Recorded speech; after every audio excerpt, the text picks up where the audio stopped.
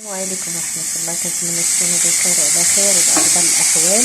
اليوم جيت لكم بواحد الطبق مبتكر، تشهيت نديرو بهذه الطريقة. قلت نشاركو معكم. هذا اللي كتشوفوا فيه داك الخس تاع الشينوا، هذاك اللي كيتسمى ليتو جابوني.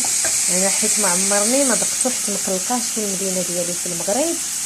ملي جيت هنا لكندا قلت نشري، كيتشرى نص ولا وداير بحال هكا ياك، كيصايبوا به هما الكيميتش. شديته شحرت شويه ديال الثومه، واحد 2 دروس تاع الثومه، ومعهم شويه ديال المعدنوس، وشويه من هذا الليتي هذا، وشويه ديال الكرفس. وغادي نزيد عليهم شنو؟ غادي نزيد عليهم شامبينيون اللي غسلته وقطعته. ها نخليه بحال هكا كيغليظ نصحدهم. هذا باش كنصايب في طبق ديال الفطور. ونزيد عليه في السودانيه القزبر كارم ورشيشه تاع الملحه وسكينجبير فقط.